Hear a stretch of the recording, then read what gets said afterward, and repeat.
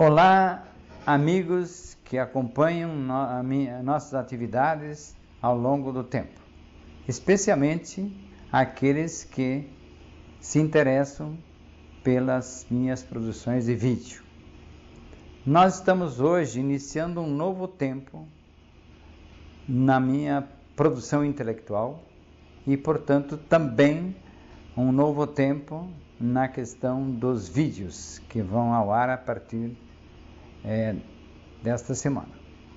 Então, eu gostaria de comunicar a vocês que recentemente eu assisti um programa sobre atividades intelectuais, sobre conhecimentos, sobre os grandes pensadores, sobre os grandes cientistas, sobre, enfim, aqueles que de fato orientam a vida nesse planeta. Porque quem orienta a vida nesse planeta não é um dono do poder de um Estado, não é o dono do poder de uma nação, ou aquele que se acha que é o poderoso, e sim quem de fato semeia ideias.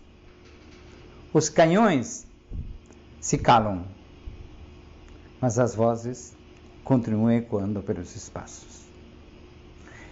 As ideias não se apagam. As ideias são eternas.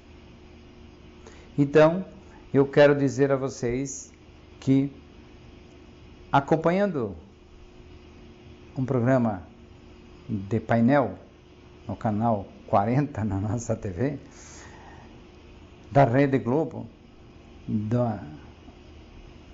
eu acompanhei um debate entre 4 intelectuais falando sobre a questão das ideias que permanecem na história do planeta, dos conhecimentos que se alastram, enfim, de toda a base. Então eu disse, pera lá.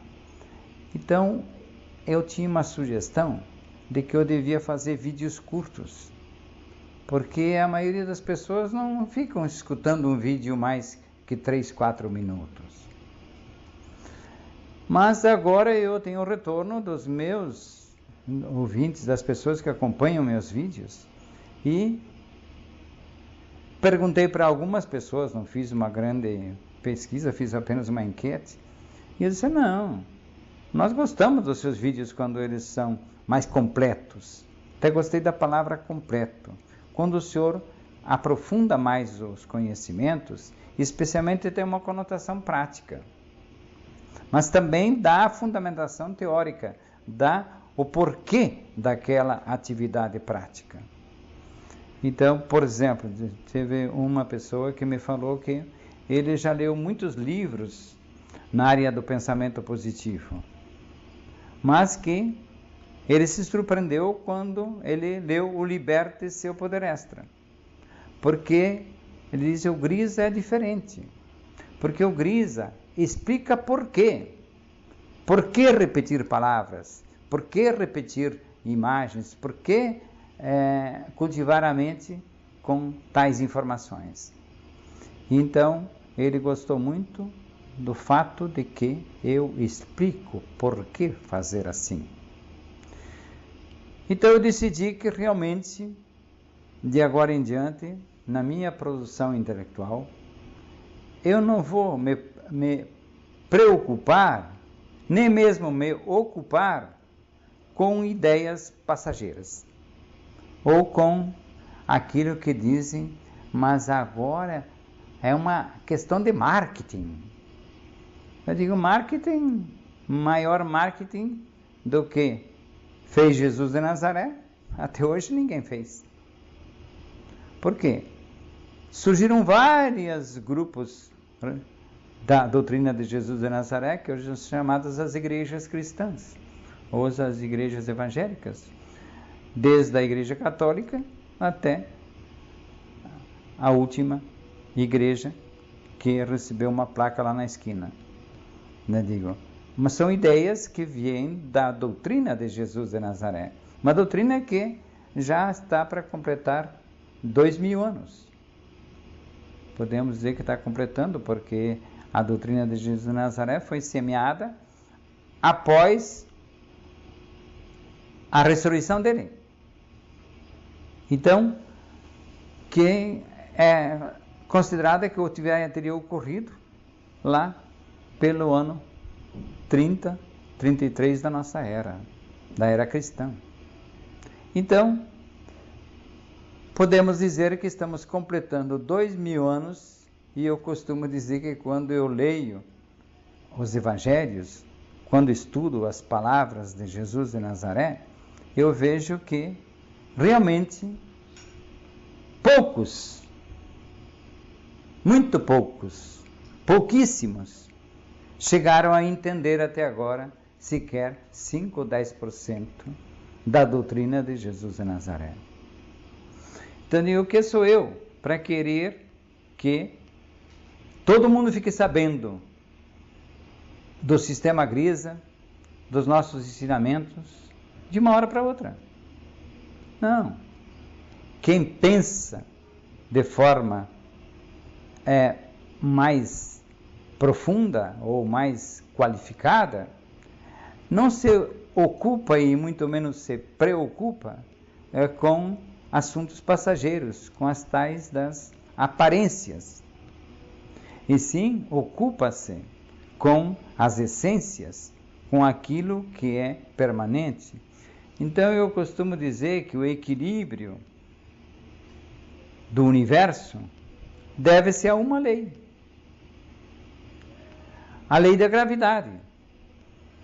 Sem a lei da gravidade, o sistema solar não existiria. Não existiriam as constelações e nem as galáxias, porque tudo está coordenado, organizado, conduzido pela lei da gravidade. E sem ela, como já disse numa ocasião, o universo viraria uma paçoca, uma mistura que ele não sabe nem do que, mas não teria uma coisa organizada, funcionando, se movimentando de forma equilibrada, organizada, harmoniosa e assim por diante. Então, o que nós precisamos perceber é que o que interessa para o treinamento do ser humano, para o desenvolvimento do ser humano, é que haja disciplina.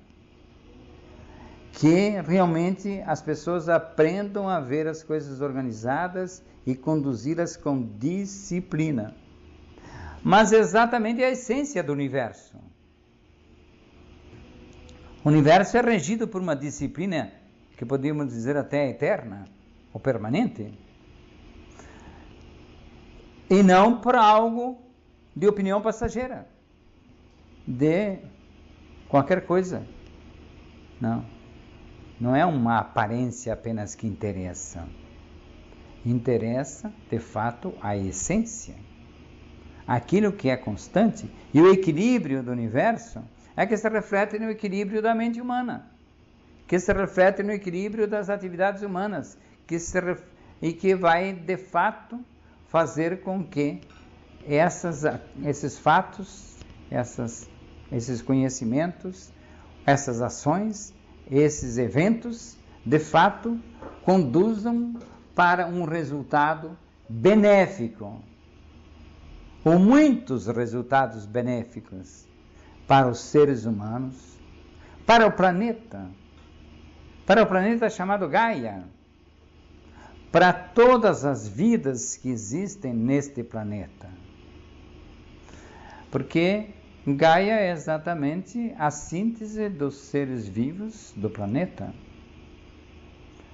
que seriam a conjugação da ecologia. Eco significa casa, e a casa dos seres vivos no sistema solar é do planeta Terra, que nós conhecemos até agora. Não sei se um dia vamos conhecer mais lugares ou mais ambientes em que o equilíbrio da vida ocorra como ocorre no planeta Terra. Mas o que acontece? O ser vivo do planeta, que é considerado o elemento, o ser vivo mais inteligente, é o ser humano. Mas o ser humano, por ter falhado em alguns aspectos na questão da disciplina, na sua relação com o planeta, que é o ser humano que fica apavorado, assustado, com medo que venha a faltar, ajunta e não sabe por que está ajuntando tanto. Então, para juntar mais bens necessários àquilo que parece ser essencial à sua sobrevivência, ele empilha. Eu lembro sempre de quando eu viajava lá por o interior e passava perto de uma serraria, era a indústria mais famosa da região, eu observava aquelas pilhas e pilhas de tábuas, de pranchões, aqueles conjuntos de toras estocadas próximos da serraria, que depois iriam passar aquelas toras de madeira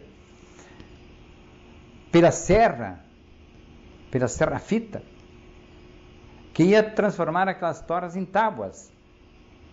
E essas tábuas depois seriam transportadas para fazer casas, fazer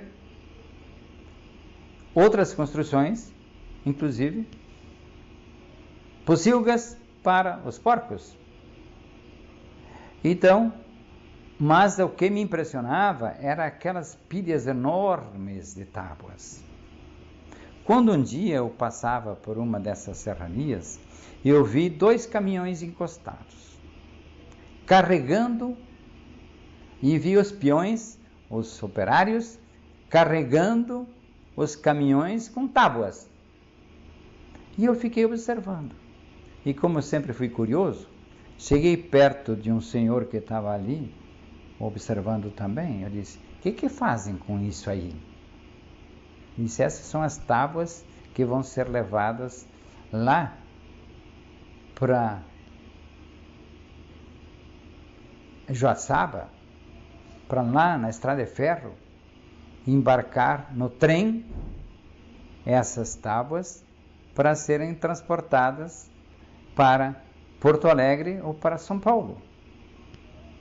Disse: nossa, eu na época não tinha nem noção direito o que era Porto Alegre ou São Paulo. Mas ele disse: é por isso que estão produzindo tanta tábua, para vender. Então, o que nós podemos observar hoje? Que o ser humano continua sendo um gafanhoto. Que como o gafanhoto devora florestas, devora folhas, devora árvores, devora plantações, para sobreviver. O gafanhoto é conduzido apenas pelo cérebro reptiliano, pelo cérebro que só sabe pensar em garantir a sobrevivência, comer e também garantir a sobrevivência da sua espécie. Como disse alguém, o cérebro reptiliano só sabe comer e transar.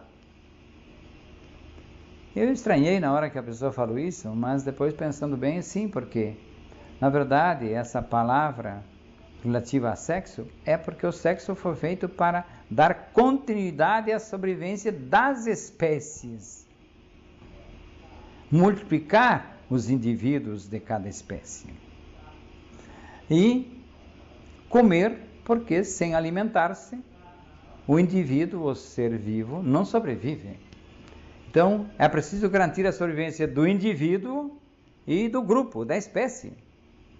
E então, eu digo, quando o ser humano se deixa levar apenas por esses 2 impulsos, de garantir a sua própria sobrevivência e garantir a sobrevivência da sua família, da sua empresa, da sua comunidade, ele fica muito restrito.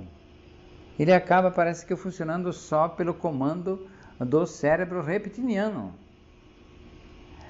Não tem a capacidade de imaginar com mais clareza, mais amplitude, e poder ter uma criatividade maior, ter perspectivas de planejamento mais amplas, e assim por diante. Mas também, o ser humano não usa o córtex cerebral, não usa a parte da lei que rege o cérebro humano como um cérebro que tem a capacidade de desenvolver a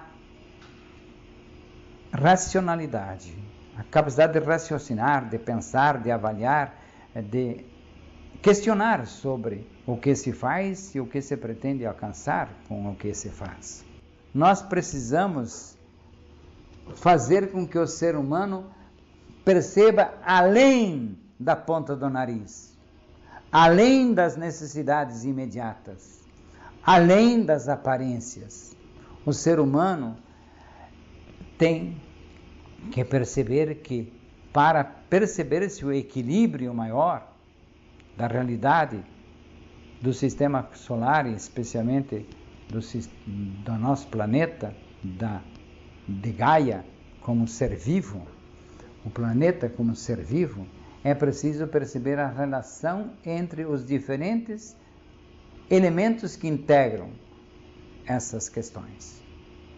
Então, podemos afirmar claramente que o ser humano precisa perceber que até uma palavra que está presente, uma fala, uma mensagem que está presente em praticamente todos os livros sagrados das grandes religiões, das religiões mais que se fundamentam em escritos maiores, é que o ser humano precisa aprender a que aquela ordem que está nos livros sagrados, ide, multiplicai-vos e povoai a terra, ide, dominai a terra, esse tempo já acabou. Esse tempo já foi superado. Hoje já temos seres humanos, pessoas demais no planeta. Se fossem pessoas de fato, seria legal. Mas, na verdade, nós temos seres humanos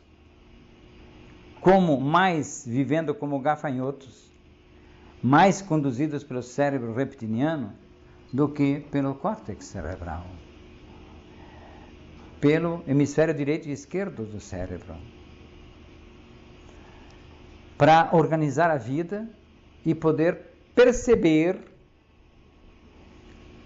como eu já falei aqui outra vez, que o planeta Terra já foi comparado a uma nave espacial, como naquele artigo que estava lá na revista Problemas Brasileiros, quando dizia, tinha lá o globo terrestre bem desenhado e colorido, e acima tinha a manchete: salvemos a nossa nave. Então é preciso que o ser humano tome consciência de que ele é limitado e está dentro de um mundo limitado, que o planeta Terra não é inesgotável. E para falar de algo mais atual, nós temos aí a percepção de que estamos indo para os extremos. E nos extremos não está o equilíbrio. O equilíbrio está no meio. Os extremos são maus, diz Aristóteles. O equilíbrio está no centro. Então nós precisamos perceber que podemos sim colaborar com o planeta. E precisamos colaborar. Então, reduzir o efeito estufa, reduzir as contribuições para o aquecimento da Terra é levar para o equilíbrio. Mas primeiro temos que equilibrar a nossa cabeça. Primeiro temos que equilibrar o nosso pensar. E não ficar sendo levados por momentos passageiros, por mais nobres que às vezes pareçam ser, e por mais interessantes que às vezes pareçam ser, e por mais chamativos que sejam à primeira vista. Podemos sim perceber que o ser humano agora vive a época não mais a época do ide e multiplicai-vos, e sim a época de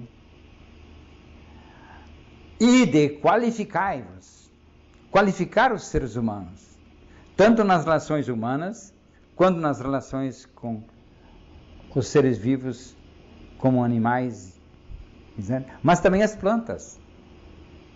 Nós podemos dar nossa contribuição significativa para permitir que haja um equilíbrio maior no planeta Terra entre os diferentes habitantes do planeta, e que essa nave precisa ser salva para salvar todos os seres vivos que habitam o planeta.